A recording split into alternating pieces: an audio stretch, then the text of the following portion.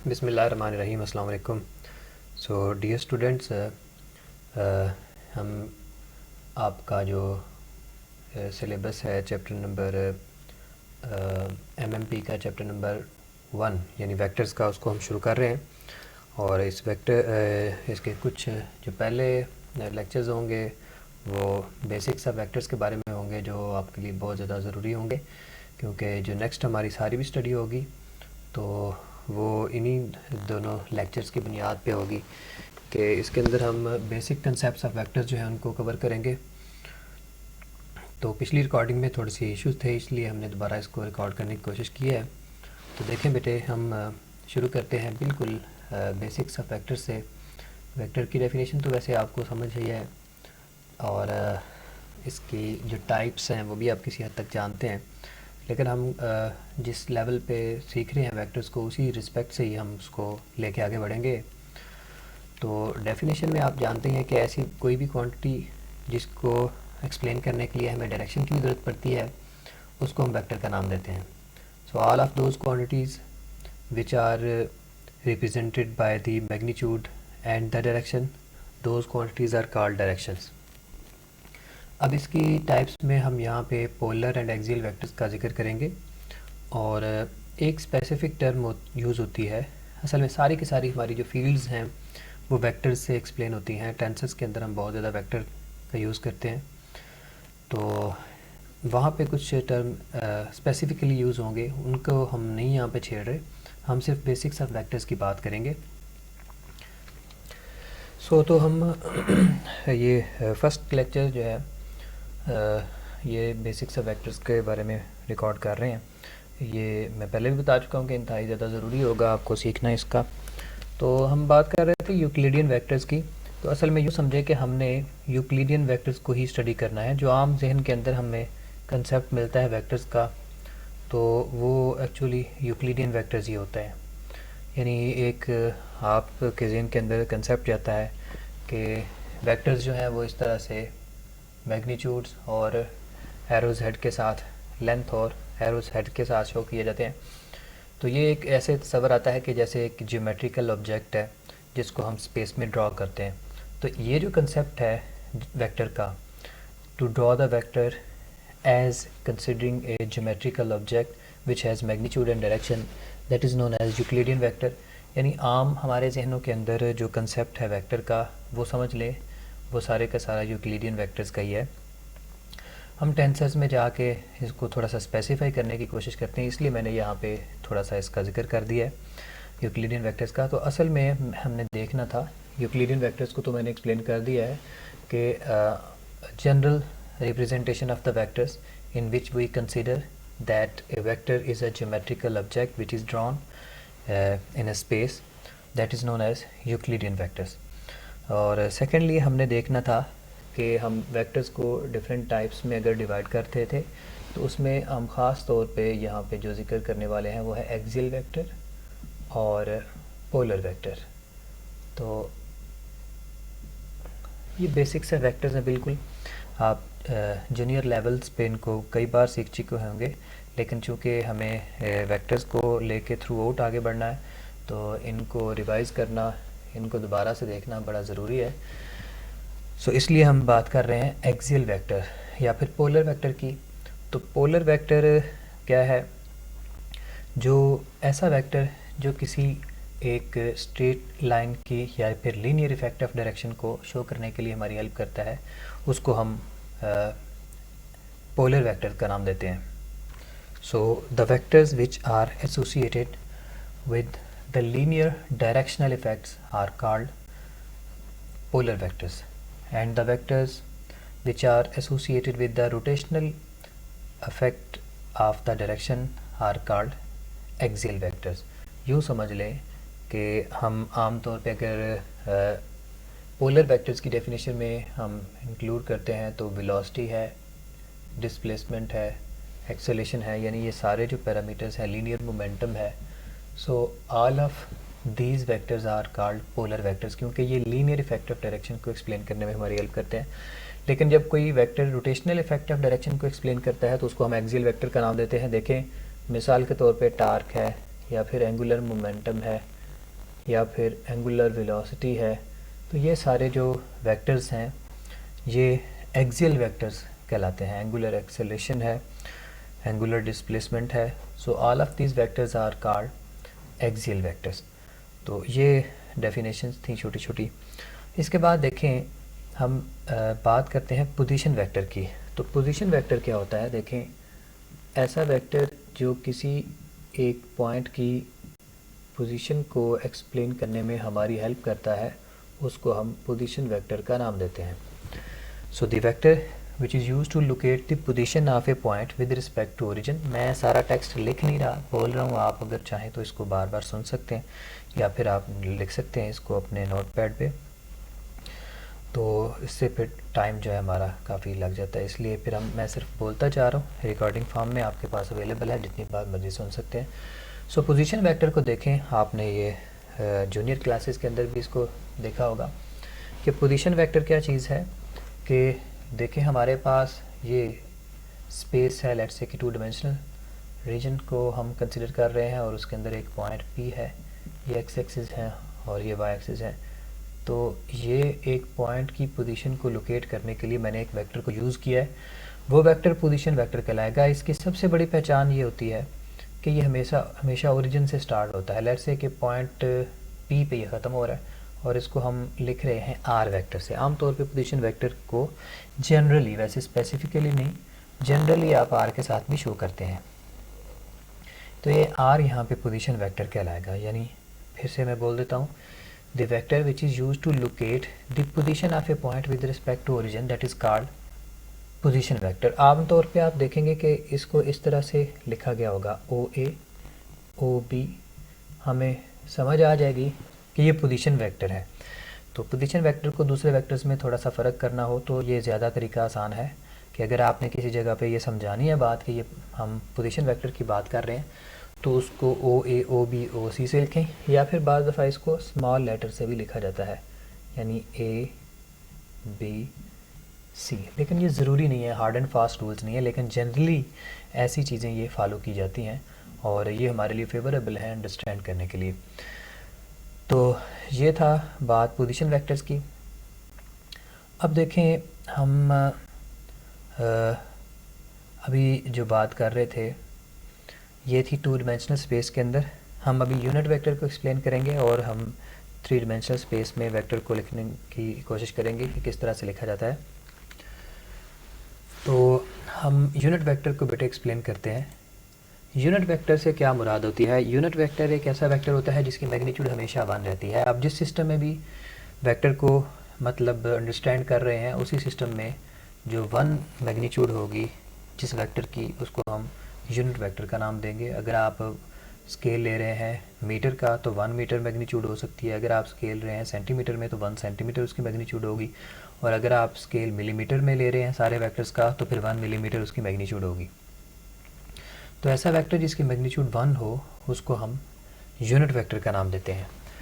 तो unit vector को इसके क्या फ़ायदे हैं, इसको क्यों हम यहाँ पे देख रहे हैं, लिख रहे हैं, या फिर वेक्टर अलजेब्रा के अंदर यूनिट वेक्टर्स को क्यों पढ़ा जाता है? देखें, यूनिट वेक्टर्स बहुत ज़्यादा इम्पोर्टेंट हैं। वेक्टर्स को स्टडी करने में, वेक्टर को अंडरस्टैंड करने में हमारी ये बहुत ज़्यादा हेल्प करते हैं यूनिट वेक्टर्स। तो आम तौर पे जो यूनिट वेक्टर्स हैं, वो जो फेमस यूनिट वेक्टर्स हैं वो हैं I, J, K। ये आम तौर पे फेमस यूनिट वेक्टर्स हैं। बाज़ दफ़ा n नॉर्मल यूनिट वेक्टर भी ड्रॉ किया जाता है।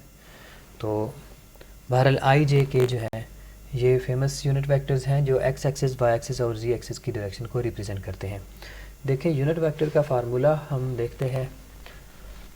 और लेट्स से कि मेरे पास एक यूनिट वेक्टर R है।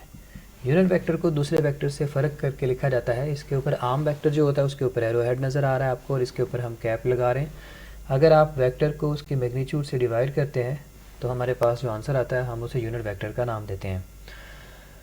अब देखें, वेक्टर को 3 डायमेंशनल स्पेस के अंदर लिखा जाता है, और इसलिए अगर आप 3 डायमेंशनल स्पेस में लिखते हैं किसी वेक्टर को तो आप लिखेंगे इसको RXi plus RYJ plus RZK।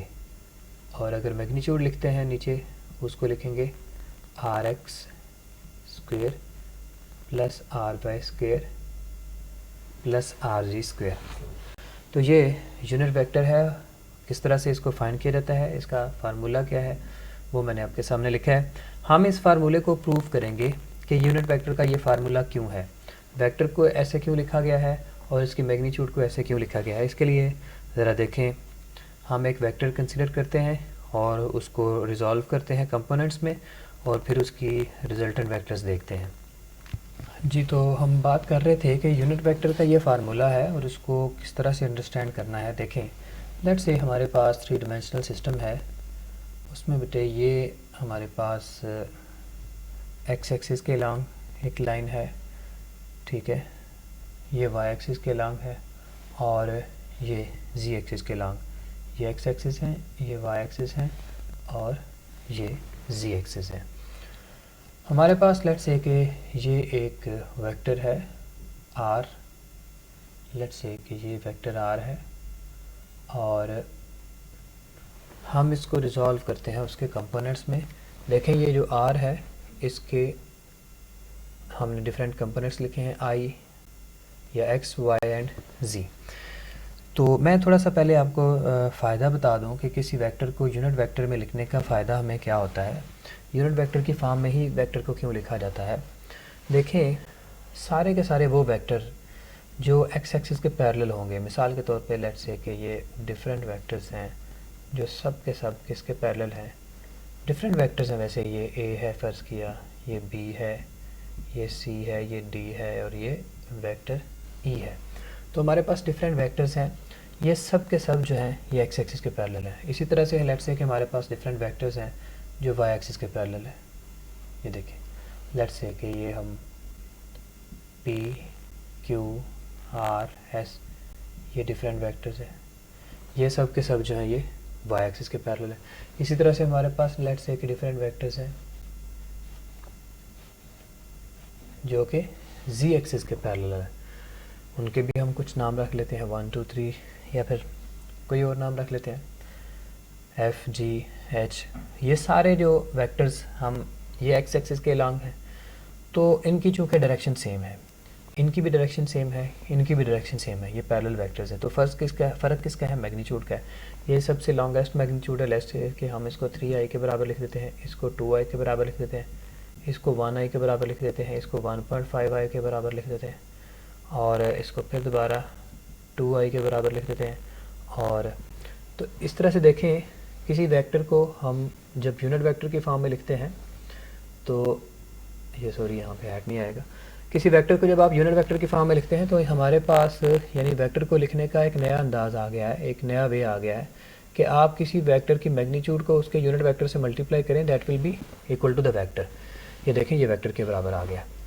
तो ये देखें, ये इसकी मैग्नीट्यूड है, ये वेक्टर ई था ना, ये वेक्टर ई जो है इसको हमने लिख दिया 3i के बराबर। वेक्टर जो हमारे पास डी था उसको मैंने लिखा है किसके, 2i के बराबर।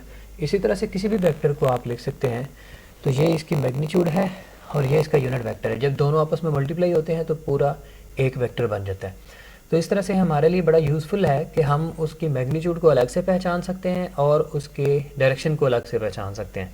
तो ये फ़ायदा होता है हमें किसी भी वेक्टर को यूनिट वेक्टर की फॉर्म में लिखने का कि आप उसकी वेक्टर की जो डायरेक्शन है और मैग्नीट्यूड है तो उसको आप इजीली अंडरस्टैंड कर लेते हैं और समझ लेते हैं कि इसकी मैग्नीट्यूड कितनी है और इसकी डायरेक्शन जो है वो एक एक्सपेक्टेड डायरेक्शन जो है वो किस तरफ होगी। तो बाज़ दफ़ा वेक्टर जो है उसके फिर ज़रूरी नहीं है कि वो खाली एक्स एक्सिस के लॉन्ग ही हो, वो अगर एक एक्स और वाई दोनों प्लेन के अंदर मौजूद है तो डेफिनेटली उसके अंदर दोनों कंपोनेंट्स जो हैं वो मौजूद होंगे, तो उसके साथ फिर दूसरा फैक्टर भी इन्वॉल्व हो जाएगा। तो ये वो चीज़ थी जो हम बता रहे थे कि यूनिट वेक्टर्स को क्यों यूज़ किया जाता है राइटिंग में, वेक्टर्स को लिखने में, या फिर कंपोनेंट की फॉर्म में वेक्टर्स को क्यों लिखा जाता है। तो इसीलिए लिखा जाता है कि ये वे जो है हमारे लिए यूज़फुल है। तो हम वापस आते हैं, हम यूनिट वेक्टर का फार्मूला जो है उसको एक्सपेंड करके देख रहे थे कि ये फार्मूला इसके बराबर कैसे आता है। तो मैंने कहा पहले हम ये सीख लें कि यूनिट वेक्टर जो है वो हमारे लिए हेल्पफुल क्यों है। तो इसके बाद देखें, हमने फिर से वापस आते हैं। मैंने बोला मेरे पास एक वेक्टर आर है और ये वेक्टर आर जो है इसको मैंने ड्रॉ किया हुआ है यहाँ पे। और देखें हम इसको इसके कंपोनेंट में डिवाइड करते हैं, रिज़ॉल्व कर लेते हैं इसके कंपोनेंट में। तो यहाँ से मैं एक इसके हेड से एक लाइन ड्रॉ कर रहा हूँ, परपेंडिकुलर लाइन, फिर इसकी टेल से एक लाइन ड्रॉ कर रहा हूँ। ये देखें, ये इसकी टेल से एक लाइन ड्रॉ की है। लेकिन याद रखें कि ये और ये जो एंगल है यहाँ पे, ये 90 डिग्री का एंगल है, ये एंगल 90 डिग्री का है। और इसी तरह से यानी मेरे पास ये दो वेक्टर्स बन गए। मैंने इसके दो रेक्टेंगुलर कंपोनेंट बनाए, इसको मैंने आर डैश का नाम दे दिया। और ये कंपोनेंट चूँकि जिसको मैंने डॉटेड लाइन से शो किया हुआ है, ये कंपोनेंट चूँकि जी के पैरेलल है तो इसको मैंने आर जी का नाम दिया। तो इसलिए हम देख सकते हैं जो वेक्टर आर है, वेक्टर आर बराबर आ गया है हेड टू टेल रूल के मुताबिक ये वेक्टर प्लस ये वेक्टर, यानी R dash plus R Z is equal to R vector. Head to tail rule के मुताबिक देखें ना, पहले आपने आर डैश प्लाट किया, ये आर डैश, फिर आर जी की टेल को इसके साथ जोड़ दिया। रिजल्टेंट वेक्टर की पहचान यही होती है, हमेशा याद रखें कि एक की टेल के साथ जुड़ा होता है और एक के हेड के साथ जुड़ा होता है। तो इसलिए आर जो है इन दोनों का रिजल्टेंट वेक्टर है, क्योंकि ये एक फर्स्ट की टेल के साथ और लास्ट के हेड के साथ ज्वाइन है। अब देखें आर डैश के फर्दर दो कंपोनेंट में बनाता हूँ। इसके हेड से सीधी लाइन ड्रॉ करता हूँ। ये देखें मैंने इसके हेड से सीधी लाइन ड्रॉ की है, ठीक है। एक्स एक्सिस को थोड़ा सा फर्दर एक्सटेंड कर लें, ये एक्स एक्सिस थे। तो ये मैंने इसके हेड से सीधी लाइन ड्रॉ की है, ये ओके हो गया। और इसके बाद ये इसकी टेल से आप पहले ही इसके एक्स एक्सिस के पैरेलल जा रहे हैं। ये देखें इसकी टेल से भी आप एक लाइन ड्रॉ कर रहे हैं, ये तो ये इसके दो कंपोनेंट आ गए हैं। ये एक कंपोनेंट हो गया है और ये इसका सेकंड कंपोनेंट आ गया। सो यहाँ पे देखें जो 90 डिग्री का एंगल है वो ये एंगल बन रहा है,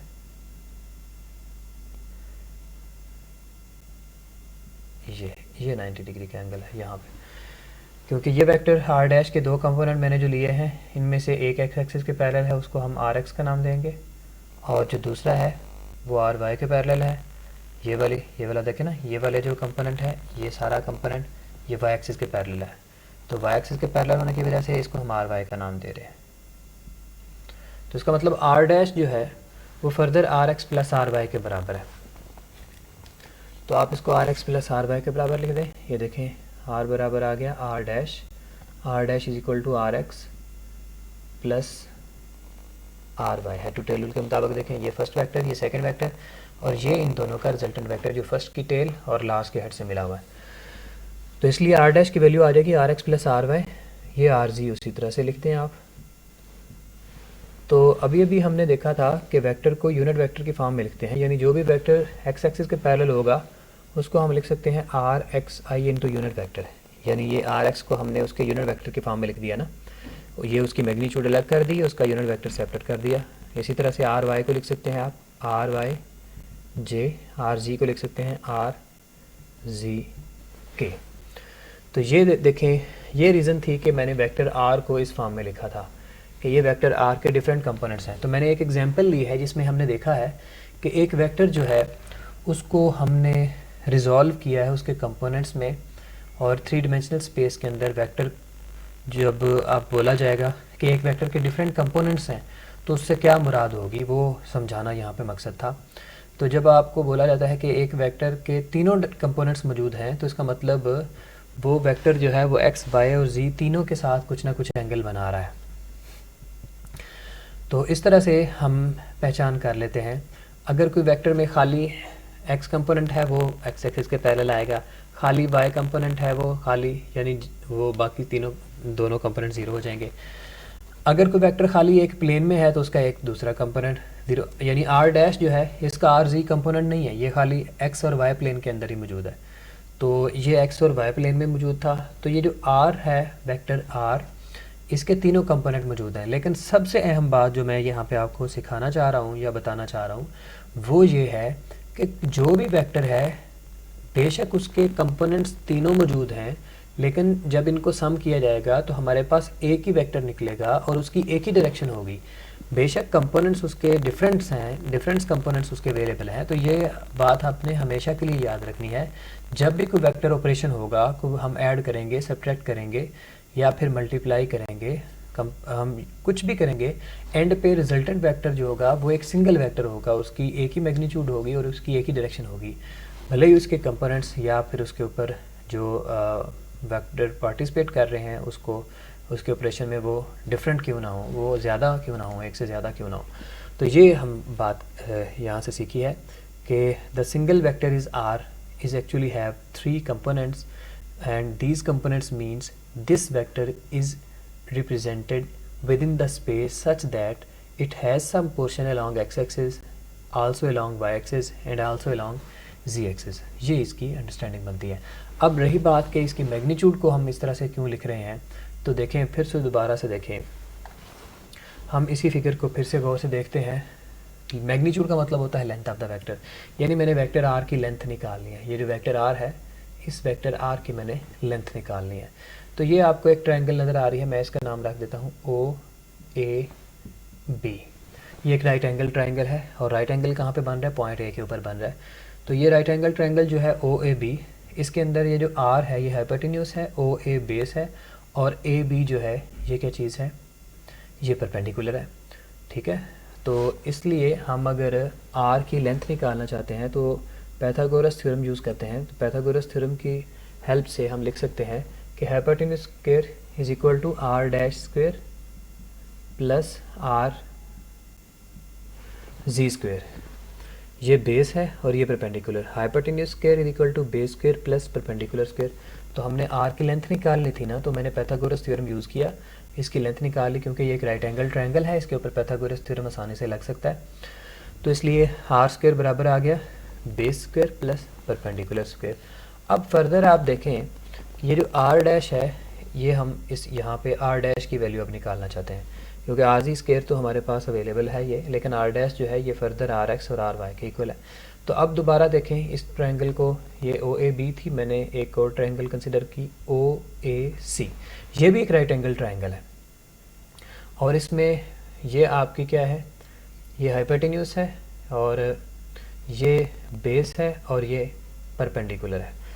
तो इसका मतलब आर डैश स्क्वायर जो है वो बराबर आएगा, फिर दोबारा से ये पाइथागोरस थ्योरम इसके ऊपर भी अप्लाई किया, कौन सी ट्रायंगल पे, ओ ए सी। अब हम पाइथागोरस थ्योरम को ओ ए सी पे अप्लाई कर रहे हैं। इसका राइट एंगल जो है वो यहाँ पे सी के ऊपर मौजूद है, सी के ऊपर इसका राइट एंगल बन रहा है, ये प्लेन के अंदर मौजूद है इसी तरह से, इसलिए आपको इस तरह की ये शक्ल नज़र आ रही है कि आर डैश की लंबाई आपको छोटी नज़र आ रही होगी। लेकिन ज़रा ज़हन के अंदर रखें, 3 डिमेंशनल कंसेप्ट को ज़हन के अंदर रखें तो फिर आपको समझ आ जाएगी कि आर डैश हाइपोटेन्यूस है, ये बेस है और ये परपेंडिकुलर है। तो इसलिए दोबारा से इसके ऊपर अगर आप अप्लाई करते हैं पाइथागोरस थ्योरम, तो आर डैश स्क्वायर बराबर आ जाएगा बेस स्क्वायर यानी R X square plus perpendicular square, यानी आर डैश स्क्वायर की वैल्यू सेपरेट से आप लिख सकते हैं, R dash square is equal to R X square plus R Y square. यानी पाइथागोरस थ्योरम से हमने ट्रायंगल ओ ए सी के अंदर ये हाइपोटेन्यूस पाइथागोरस यूज़ किया है। ट्रायंगल ओ ए सी पे हमने पाइथागोरस थ्योरम यूज़ किया और उसमें ये हाइपोटेन्यूस आ गया, ये बेस आ गया और ये परपेंडिकुलर।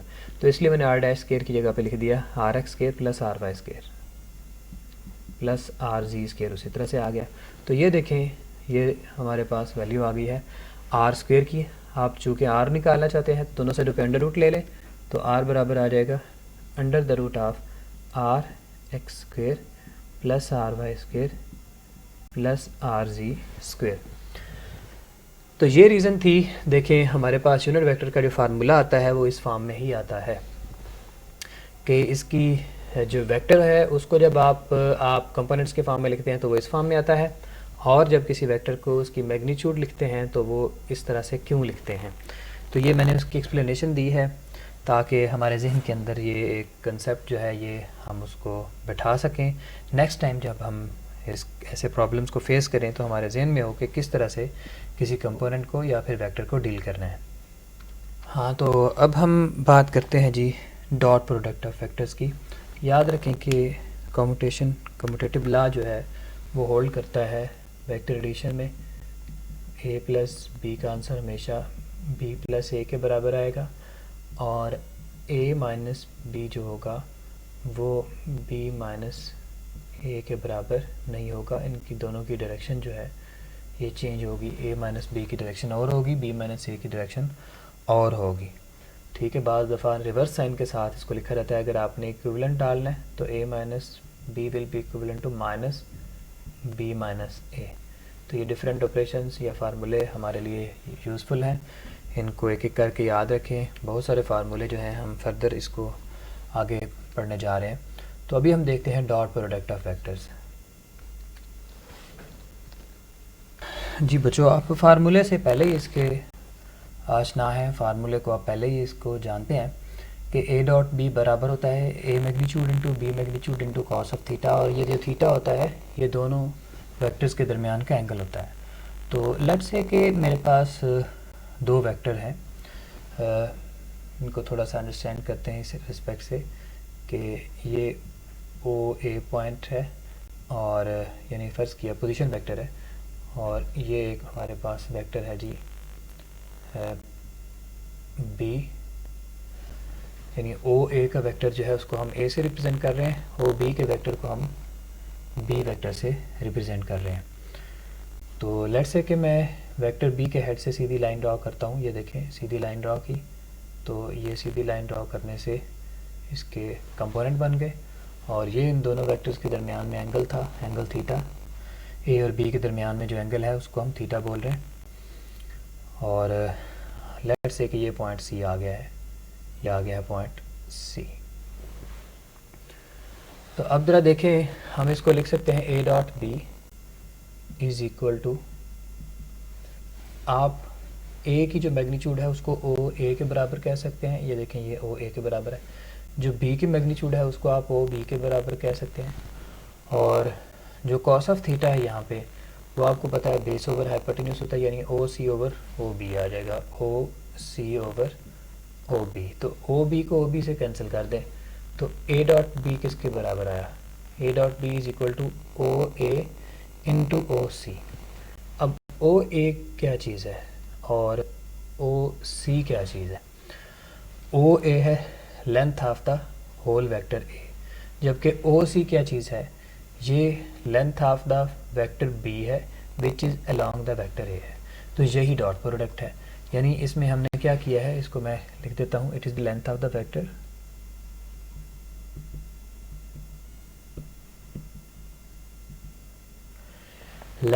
वेक्टर ए, और सेकेंडली ये क्या चीज़ है जी, ये है length of the vector which is parallel to ए।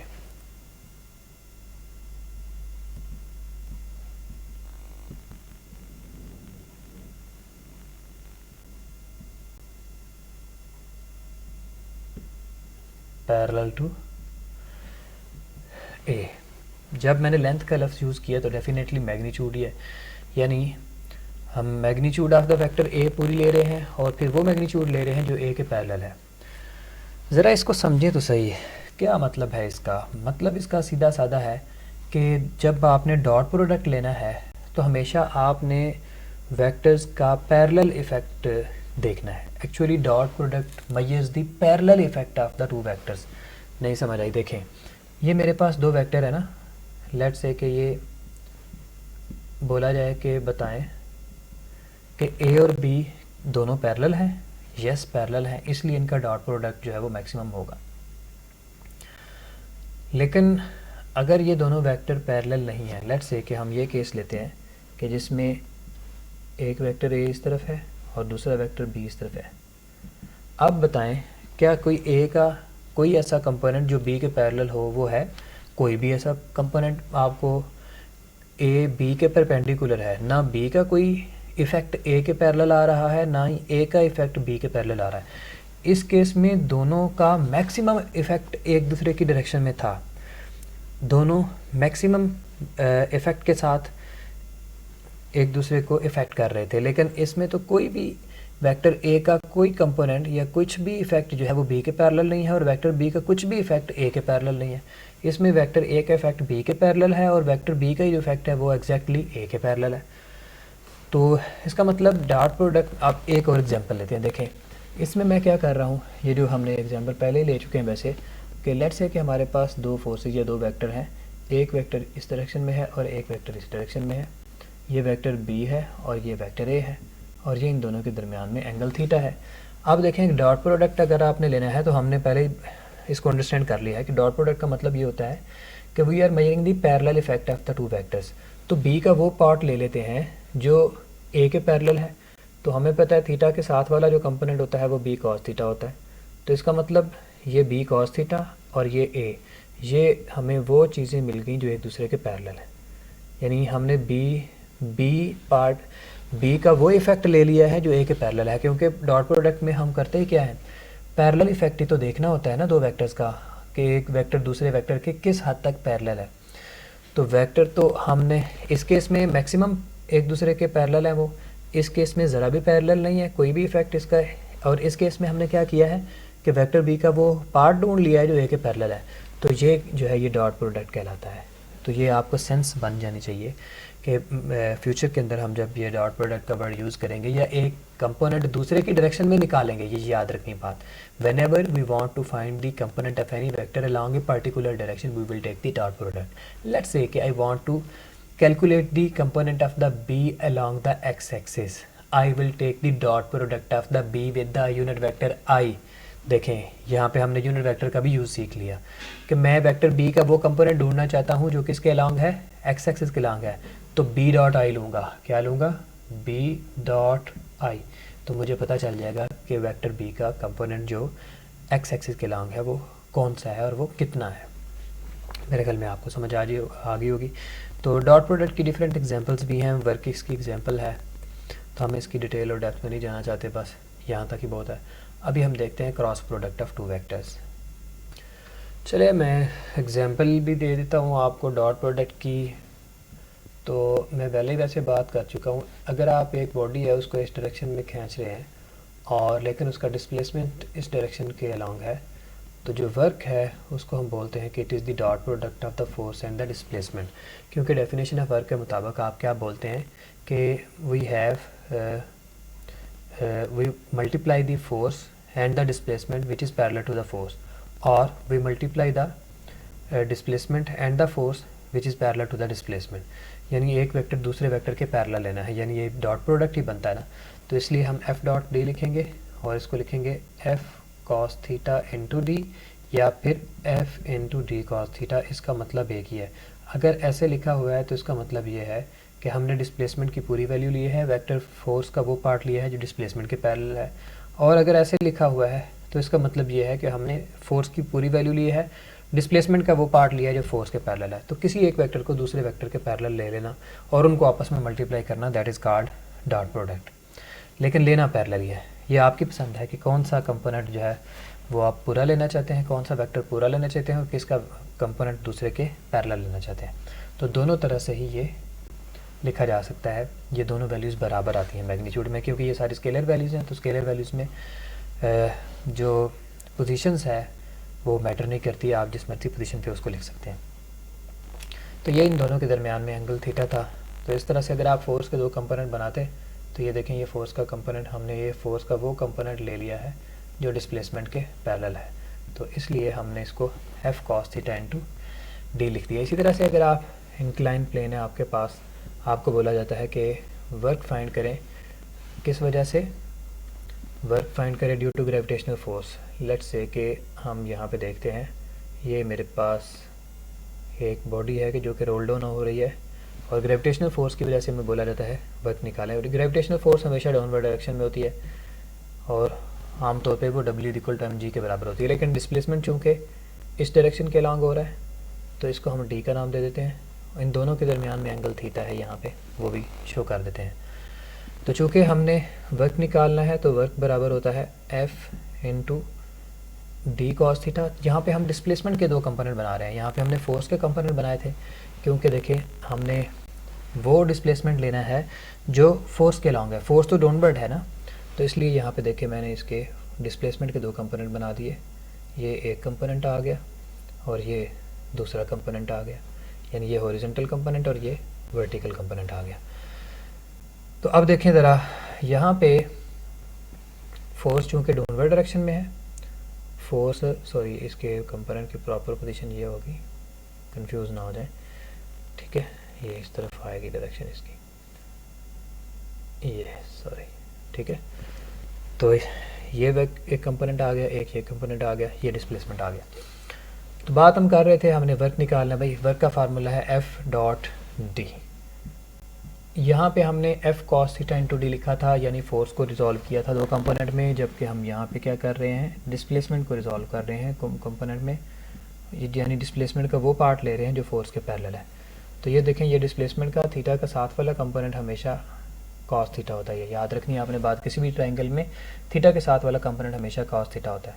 तो डिस्प्लेसमेंट का ये डिस्प्लेसमेंट था और एक कंपोनेंट उसका ये है और दूसरा कंपोनेंट उसका ये है। थीटा के सामने वाला कंपोनेंट जो है वो ये वाला है, ये डी साइन थीटा होगा, थीटा के साथ वाला कंपोनेंट ये डी कॉस थीटा आ गया। तो ये हमारे पास आ गया F dot D, F into D cos theta. तो फोर्स यहाँ पे एम जी के बराबर है और डिस्प्लेसमेंट यहाँ पे डी कॉस थीटा के बराबर है, यानी हमने ये फोर्स ले लिया और डिस्प्लेसमेंट का वो पार्ट ले लिया है जो फोर्स के पैरेलल है। फोर्स डाउनवर्ड है तो डिस्प्लेसमेंट भी हमें डाउनवर्ड ही लेना था, तो डाउनवर्ड डिस्प्लेसमेंट किसके बराबर आया, डी कॉस थीटा के। तो ये डिफरेंट एग्जांपल मैंने आपको बताई हैं ताकि आपको समझ आ सके कि किस तरह से फ्यूचर के अंदर हम प्रॉब्लम्स को सॉल्व करेंगे। नेक्स्ट हम देखते हैं क्रॉस प्रोडक्ट। हाँ, इसकी करैक्टरिस्टिक को याद रखिएगा कि यूनिट वेक्टर्स की फॉर्म में इसकी अक्सर करैक्टरिस्टिक लिखी जाती हैं कि I dot J, J dot के और के डॉट आई, ये सब ज़ीरो के बराबर आते हैं क्योंकि परपेंडिकुलर वेक्टर हैं। यानी मैंने पहले ही आपको बोला था कि एक वेक्टर इस डायरेक्शन में है और एक वेक्टर इस डायरेक्शन में है, तो वेक्टर बी का ए के अलांग कोई इफेक्ट नहीं है और वेक्टर ए का बी के अलांग कोई इफेक्ट नहीं है, इसलिए इनका डॉट प्रोडक्ट ज़ीरो होता है। वैसे भी आप एफ डी कॉस थीटा में थीटा की वैल्यू 90 पुट करें तो आंसर ज़ीरो आता है। तो मैथमेटिकली भी समझना आसान है कि जब भी दो वेक्टर परपेंडिकुलर होते हैं तो उनका डॉट प्रोडक्ट ज़ीरो आता है, क्योंकि थीटा की 90 जब वैल्यू पुट करते हैं तो कॉस 90 ज़ीरो होता है, तो ये सारा आंसर ज़ीरो आ जाएगा। I dot J, J dot के डॉट आई, सारी वैल्यूज़ जो हैं ये ज़ीरो के बराबर आती हैं, लेकिन आई डॉट आई और जे डॉट जे और के डॉट के, इन तमाम के आंसर 1 के बराबर आते हैं, क्योंकि दो पैरेलल वेक्टर का डॉट प्रोडक्ट अपनी मैक्सिमम वैल्यू देता है। चलें अब हम क्रॉस प्रोडक्ट देखते हैं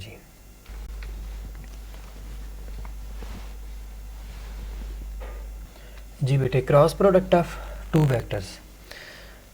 cross product of two vectors measure the perpendicular or the rotational effect of two vectors। यानी डॉट प्रोडक्ट में हमने देखा था कि दो वेक्टर्स का पैरेलल इफेक्ट कैसे मेजर किया जाता है, कि एक वेक्टर दूसरे वेक्टर के किस हद तक पैरेलल है, ये हमने डॉट प्रोडक्ट में देखा। क्रॉस प्रोडक्ट में हम देखते हैं कि एक वेक्टर दूसरे वेक्टर के किस हद तक परपेंडिकुलर है, या फिर यूँ समझ ले कि cross product measures the perpendicular effect of two vectors, या फिर दूसरे लफ्ज़ों में आप कह सकते हैं कि it measures the rotational effect of two vectors. जब दो वेक्टर एक दूसरे के परपेंडिकुलर होते हैं तो वो फिर अपना जो इफ़ेक्ट है वो बॉडी को रोटेट करके ही शो करते हैं। जब दो वेक्टर एक दूसरे के पैरेलल होते हैं तो वो बॉडी को ट्रांसलेशनल मोशन में ही मूव करवाते हैं, तो उसमें ट्रांसलेशनल इफेक्ट पैदा होता है और यहाँ पे रोटेशनल इफेक्ट पैदा होता है। तो अब देखें ज़रा, यहाँ पे देखें हम बात कर रहे हैं कि मेरे पास दो वेक्टर है, एक वेक्टर है इस तरह से,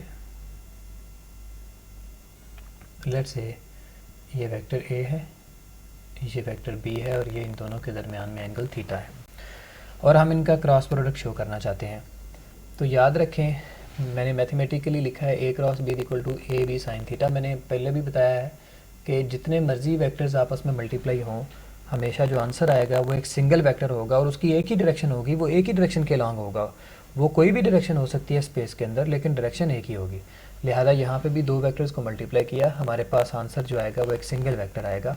उसकी डायरेक्शन किसके लॉन्ग होगी, वो एन की डायरेक्शन में लॉन्ग होगा, और वो आप जानते ही हैं, पिछली क्लासेस में आप पढ़ के आए हैं कि राइट हैंड रूल से आप निकालते हैं क्रॉस प्रोडक्ट में वेक्टर ए की डायरेक्शन में फिंगर्स लेकर जानी है, बी की तरफ बेंड करना है, तो जो इरेक्टेड थंब होगा वो शो करेगा किसको, erected thumb will show the direction of the resultant vector, यानी एन जो होगा।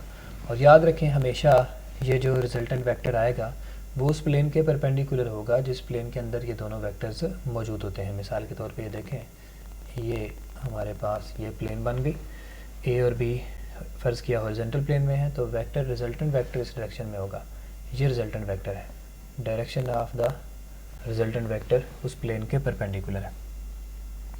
यानी दो वेक्टर्स को मल्टीप्लाई किया, आंसर एक जो आया वो उस प्लेन के परपेंडिकुलर निकला जिस प्लेन के अंदर दोनों वेक्टर्स मौजूद थे। ए और बी हॉरिजॉन्टल प्लेन में है, जब उनका रिजल्टेंट जो है वो उसकी परपेंडिकुलर डायरेक्शन में आ रहा है, वो वर्टिकल डायरेक्शन में आ रहा है। अब ए बी साइन थीटा जो है ये किस चीज़ को शो कर रहा है, देखें ये एक पैरेललोग्राम है। अगर आप बी से सीधी लाइन ड्रॉ करते हैं, ये देखें ये मैंने बी से एक सीधी लाइन ड्रॉ की है, परपेंडिकुलर ड्रॉ किया है, तो थीटा के सामने वाला कंपोनेंट कहलाता है बी साइन थीटा। ये देखें थीटा के सामने वाला कंपोनेंट बी साइन थीटा है। यहाँ से लेकर यहाँ तक लेट से कि ये इसको ए बी सी डी का नाम दे दें, तो ए बी सी डी हमारे पास एक पैरेललोग्राम है।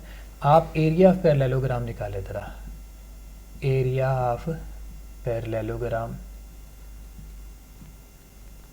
एरिया ऑफ पैरेललोग्राम किसके बराबर होता है, आप पिछली क्लासेस में पढ़ के आए हैं कि any one of the parallel side, कोई भी, यानी दो पैरेलल साइड है ना, ए बी और डी सी दोनों पैरेलल है, तो कोई एक पैरेलल साइड ले लें। लेट्स से कि मैं ए ले लेता हूँ, ए से बी तक जो लेंथ है वो ए के बराबर है, and perpendicular distance between the parallel sides, तो perpendicular distance between the parallel side B sine theta के बराबर। इसका मतलब क्या हुआ भाई, जो रिजल्टेंट वेक्टर हमने बात की है ये रिजल्टेंट वेक्टर आएगा ना, क्रॉस प्रोडक्ट का रिजल्टेंट वेक्टर कौन सा आया है, जिसको मैंने सर्कल किया है, ये रिजल्टेंट वेक्टर है।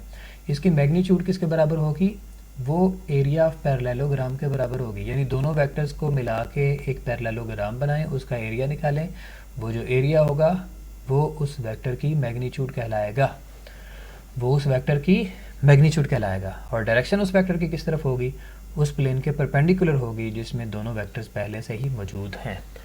तो टार्क इसकी बेहतरीन एग्जांपल है। लेट्स से कि हमारे पास एक नट है और एक स्पैनर है, तो आपको बोला जाता है कि इसको जनाब आप खोलें, ठीक है।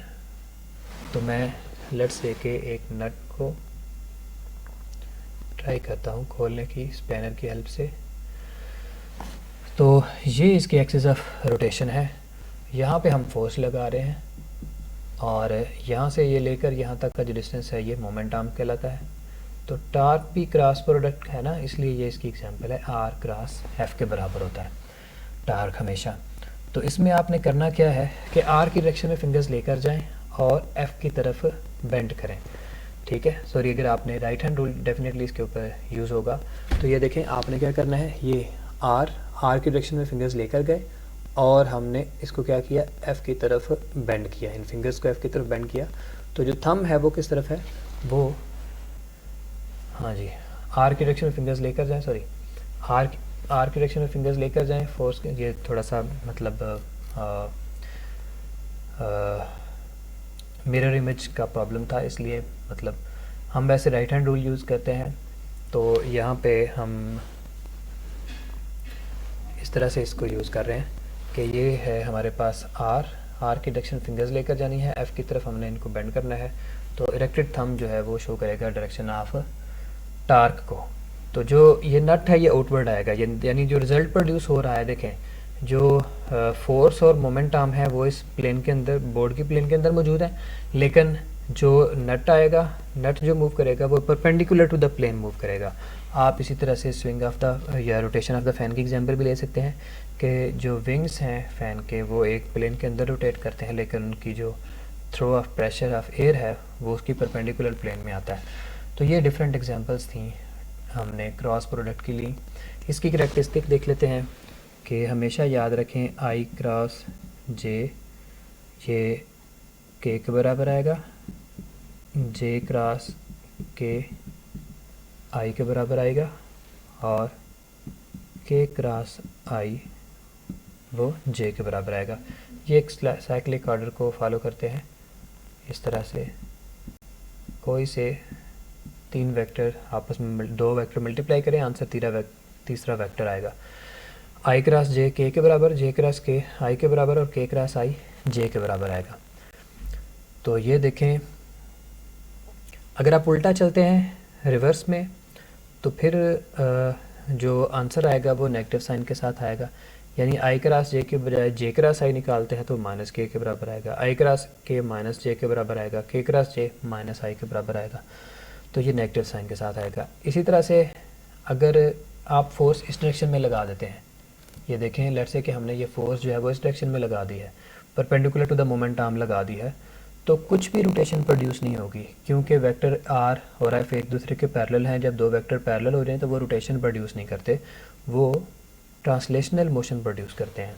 रोटेशनल मोशन ख़त्म हो जाएगी, इसलिए टार या फिर क्रॉस प्रोडक्ट की वैल्यू भी ज़ीरो आएगी। इसीलिए जब दो वेक्टर पैरेलल होंगे, मिसाल के तौर पे एक वेक्टर आई है, उसका वेक्टर उसका उसी के साथ क्रॉस प्रोडक्ट ले रहे हैं, तो इसका मतलब वो ज़ीरो आएगा, क्योंकि इनका कोई भी परपेंडिकुलर इफ़ेक्ट मौजूद नहीं है। मैंने आपको ये एग्जांपल दे के बताया है कि आर और एफ़ अगर पैरेलल हो जाएंगे तो रोटेशन प्रोड्यूस नहीं होगी, इसलिए जो क्रॉस प्रोडक्ट है उसकी वैल्यू ज़ीरो हो जाएगी, या फिर इसके कोई परपेंडिकुलर इफ़ेक्ट मौजूद नहीं रहेगा।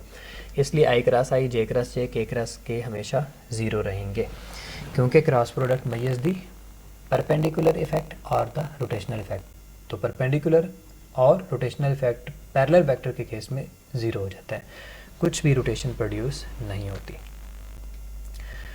तो बच्चों, हम इंशाल्लाह नेक्स्ट लेक्चर भी एक introductory lecture basics of vectors के बारे में सीखेंगे, उसमें बहुत सारी बातें इंशाल्लाह करेंगे। उसके बाद जो है वो फिर हम जो पास पेपर्स के जो क्वेश्चंस हैं उनके अकॉर्डिंगली सिलेबस को इंशाल्लाह वाइंड अप करेंगे।